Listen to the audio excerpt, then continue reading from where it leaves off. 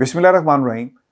अस्सलाम वालेकुम नाज़रीन, इरफान हाशमी आपको शो में खुशामदीद कहता हूँ। आज 17 फरवरी और दिन है जुमेरात का। व्यूअर्स, इस्लामाबाद हाई कोर्ट में मरीम नवाज़ और कैप्टन सफदर की अपीलों पर समाअत हो रही है और आज पहली दफ़ा हम आपको एवनफील्ड की लैंड रजिस्ट्रीज दिखाएंगे कि ये किसकी मलकियत थी। और इससे पहले मरीम नवाज़ ने एक टेलीविज़न इंटरव्यू में क्या कहा वो भी सुनवाएंगे, और फिर उसके बाद हुसैन नवाज़ क्या कहते रहे और उनके छोटे भाई हसन नवाज़ ने क्या मौक़िफ़ इख्तियार किया बरतानवी नशरियाती इदारे को इंटरव्यू देते हुए। और फिर नवाज शरीफ साहब ने floor of the house assembly के फ्लोर पर खड़े होकर उन ज़रायों के हवाले से क्या कहा। और फिर कुछ चीज़ें आपके सामने हम रखेंगे। मोहम्मद शरीफ ने, जो इनके दादा थे नवाज शरीफ साहब के वालिद मोहतरम, उनके ज़राए क्या थे। और फिर नवाज शरीफ साहब ने अपने कागजात नामजदगी जो जमा करवाए 1996 में, उनमें अपने ज़राए आमदन के हवाले से क्या लिखा।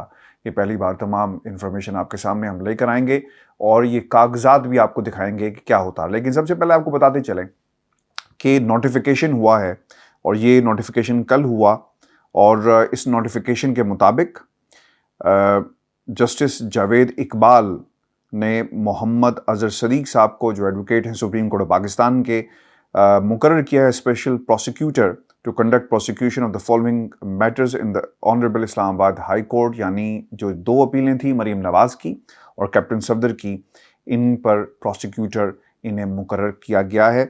और अज़हर सदीक़ साहब के हवाले से आप जानते हैं काफ़ी अरसे से हम प्रोग्राम इकट्ठे भी करते रहे, और अब उनकी मसरूफ़ियत ज़्यादा होगी, मेरी अपनी नौयत की मसरूफ़ियत है, तो आप हमें इकट्ठे अब बहुत कम देखते हैं। लेकिन इसके बावजूद आपको बताते चलें अब इस केस में क्या होगा और क्या कहा गया उन ज़रायों के हवाले से मरीम नवाज़ की तरफ से। पहले आपको सुनवाते हैं कि मरीम नवाज़ ने जब ये पनामा का हंगामा हुआ तो क्या कहा था, ये सुनिए। मेरी सेंट्रल लंदन में प्रॉपर्टीज तो दूर की बात है, मेरी पाकिस्तान में भी कोई प्रॉपर्टी नहीं है। मैं अपने वालिद के साथ रहती हूँ और मुझे समझ नहीं आई कि मेरी और मेरी वालदा की और बहन भाइयों की प्रॉपर्टीज ये कहाँ से निकाल के ले आए हैं। ये अगर इस बात को प्रूफ करते हैं तो मैं आप जो भी मैं मानने को तैयार हूँ कि ठीक है कि ये जो बिल्कुल कह रहे हैं सही कह रहे हैं। विर्स, कहानी यही ख़त्म नहीं होती। हुसैन नवाज इन एक्शन आए और उन्होंने भी एक टेलीविजन इंटरव्यू में क्या कहा इन अपार्टमेंट्स के हवाले से, जो बुनियाद बना, वो जायदाद जो बुनियाद बनी डाउनफॉल ऑफ हाउस ऑफ शरीफ की। ये सुनिए। मैं इस बात को तस्लीम करता हूँ कि अल्हम्दुलिल्लाह पाक नीम के ऊपर जो अपार्टमेंट्स हैं वो अल्हम्दुलिल्लाह हमारे हैं और वो एक ट्रस्ट के तहत हैं और उनको होल्ड करनी है इस वक्त मरीम नवाज शरीफ मेरी हमशीरा जो है। और इस दौरान जब पूरा खानदान गवाहियां दे रहा था तो छोटे भाई हसन नवाज पीछे कैसे रहते, उन्होंने भी एक इंटरव्यू दिया। और ये इंटरव्यू पाकिस्तान के किसी टेलीविजन चैनल पर नहीं बल्कि बरतानवी नशरियाती इदारे पर चलाया गया, और उन्होंने क्या कहा आप सुनाएं। Various Swiss and offshore companies. Well, these are things which, comes up every time there is a crisis in Pakistan. These are not new. Why don't people who are actually blaming us for that go to the courts and prove it? But do you know who owns the flat that you're living in? Well, that is not the question right now. Why not? But it's the question I'm asking you. Do you know who owns the flat? Well, it's on a rent. I'm ring on a rent basis which comes from every quarter from Pakistan. You're And renting it personally, or the money comes from the Pakistan? money comes from Pakistan. From who? From your father?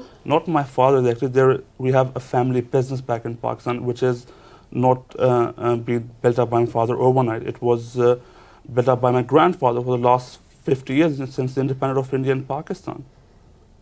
Do you know who owns the flat that you live in? Well, actually, I'm not the right person to. But you live ask there. you. So it doesn't matter. Don't I'm you not know earning. who I'm it's not earning. rented from? I'm just like any other student living with his parents.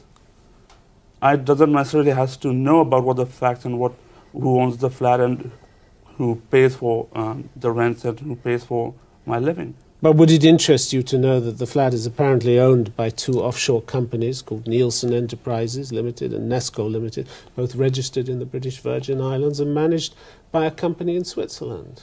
I've got nothing to say about it. I'm absolutely ignorant.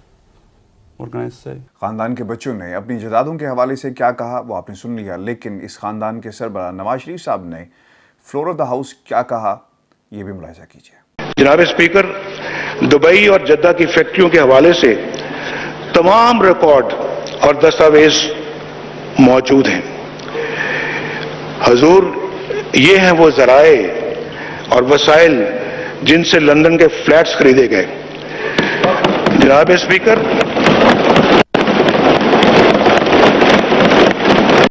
جب یہ تمام معاملات عدالتوں میں چلے تو شریف خاندان کے وکلا حرکت میں آئے اور شریف خاندان کی ہدایت پہ انہوں نے کیا کہا۔ 2016 میں اکرم شیخ کی وساست سے شریف فیملی نے لندن میں جائیدادوں سے متعلق کاغذات عدالت میں جمع کروائے جو کہ ایون فیلڈ اپارٹمنٹ سے متعلق تھے۔ پہلی لینڈ رجسٹری 17 ایون فیلڈ کی تھی، دوسری لینڈ رجسٹری 16 اور 16A ایون فیلڈ سے متعلق تھی، اور تیسری land registry 17AB even field کی تھی۔ ویورز، آپ کو یہ بتا دیں کہ دستاویز میں نیسکول اور نیلسن کو مالک ظاہر کیا گیا۔ کاغذات نواز شریف کے کہنے پر جمع کروائے گئے اور ان جائیدادوں کی قیمت 1.905 ملین پاؤنڈ ظاہر کی گئی، اور یہ سب کچھ کسی اور نے نہیں بلکہ عدالت میں شریف خاندان نے یہ تمام دستاویزات خود جمع کروائی۔ لینڈ رجسٹری ریکارڈ کے مطابق پارک لین فلیٹس، ایون فیلڈ فلیٹس جو خریدے گئے وہ 95-96 کی بات ہے، لیکن دوسری طرف نواز شریف کے اگر 1996 کی کاغذات نامزدگی کو چیک کیا جائے تو وہاں پر مجھے نہیں بلکہ آپ کو بھی حیرانگی ہوگی، کیونکہ نواز شریف صاحب نے ان کاغذات میں کیا لکھا۔ نواز شریف نے 21 دسمبر 2096 کے الیکشن میں جو کاغذات نامزدگی جمع کروائی، اس میں برطانیہ کے اثاثے ظاہر نہیں کیے گئے۔ لینڈ رجسٹری ریکارڈ کے مطابق لندن کی یہ جائیدادیں 1995 اور 96 میں خریدی گئی۔ کاغذات نامزدگی جمع کراتے وقت نواز شریف نے 1995 اور 96 کا انکم ٹیکس صرف 477 روپے ظاہر کیا، یعنی لینڈ رجسٹری جس کے مطابق یہ اپارٹمنٹس 1996 میں خریدے گئے، لیکن دوسری طرف نواز شریف صاحب جب کاغذات نامزدگی جمع کرواتے ہیں تو نہ ہی اس جائیداد کا ذکر تھا اور نہ ہی اس آمدن کا ذکر تھا، اور جتنی آمدن اس میں ظاہر کی گئی وہ بھی ان پیپرز میں یعنی کاغذات نامزدگی میں موجود ہے۔ پاکستان مسلم لیگ نون کی طرف سے، نواز شریف صاحب کی طرف سے، فلور آف دا ہاؤس اور حسن نواز نے بھی یہ کہا کہ برطانیہ میں جس مکان میں وہ رہتے تھے یعنی جس فلیٹ میں وہ مقیم تھے اس کی ساری ذمہ داری ان کے مرحوم دادا کے ذمہ تھی۔ کاروباری شخصیت تھے اور جب پاکستان بنا تو ان کا کافی کاروبار تھا، تو پیسے اسی خاندانی کاروبار سے آتے رہے، اور اس کی ملکیت کے بارے میں انہوں نے کہا کہ I am not the right person to ask this question. اور پھر دوسری طرف نواز شریف صاحب نے بھی فلور آف دا ہاؤس کیا کہا، وہ یہ کہتے رہے کہ یہ ہیں وہ ذرائع جس کا حوالہ انہوں نے اپنی اس گفتگو میں دیا جو فلور آف دا ہاؤس وہ خطاب کر رہے تھے۔ اب جس جائیداد کے حوالے سے یہ بات اکثر کرتے رہے کہ ہم خاندانی امیر تھے، ہم نے کاروبار کیا، ہمارے بڑوں نے کاروبار کیا، پھر ملیں لگی وغیرہ وغیرہ، یہ تمام کہانیاں آپ کو سناتے رہے۔ ریکارڈ کے مطابق جو ڈاکومنٹس اس وقت میرے پاس موجود ہیں ان میں بڑا واضح لکھا ہے نواز شریف صاحب کے والد صاحب کے حوالے سے کہ ان کی آمدن کتنی تھی۔ 1988 میں مختلف کمپنیوں کے ڈائریکٹر تھے، ٹوٹل آمدنی 9,36,311 روپے ظاہر کی گئی، جبکہ زرعی آمدن 40,000 روپے تھی، اور پھر تقریباً جو ان کی مکمل جو کمپلیٹ آمدن تھی وہ 56,66,705 اس کا ایک اندازہ لگایا گیا انکم ٹیکس آفیسر کی طرف سے۔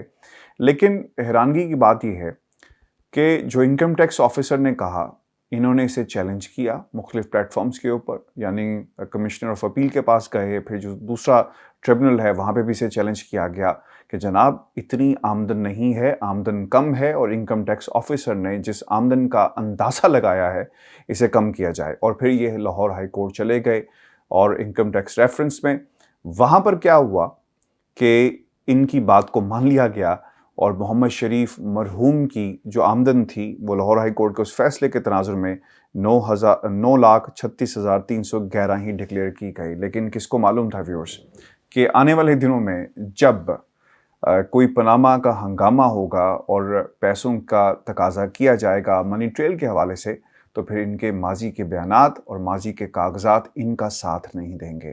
تو ویورز، یہ وہ حالات تھے جن میں یہ تمام کھیل جو ہے وہ کھیلا گیا، اور آپ کو یہ بتا دیں کہ احتساب عدالت نے کہ جج بشیر احمد نے حسن اور حسین کو اشتہاری قرار دیا، اور پھر جبکہ مریم نواز کی ٹرسٹ ڈیڈ کو بوگس قرار دیا۔ عدالت نے، آپ کو یاد ہوگا، حال ہی میں کہا کہ جب دونوں افراد مان رہے ہیں کہ یہ دستخط ان کے ہیں تو پھر یہ بوگس کیسی ہوگی. یہاں پہ معاملہ مریم نواز کو جو سزا کا تھا وہ اس بنیاد پہ نہیں ہوئی کہ ٹرسٹ ڈیڈ جعلی تھی، بلکہ لکھا کیا گیا کہ فیصلے کے مطابق مریم نواز کو ٹرسٹ ڈیڈ کے جعلی ہونے پر سزا نہیں بلکہ میاں محمد نواز شریف کی معاونت پر دی گئی کہ وہ جائیدادیں چھپانے کی سازش کا حصہ تھی، اور مریم نواز کو جائیدادوں کو چھپانے اور والد کی مدد کرنے کے جرم میں 7 سال قید کی سزا سنائی گئی، جبکہ دوسری سزا سیریل نمبر 2 کے تحت یعنی جو شیڈیول ہے نیب کا اس کے حوالے سے سنائی جاتی ہے. تو ویورز یہ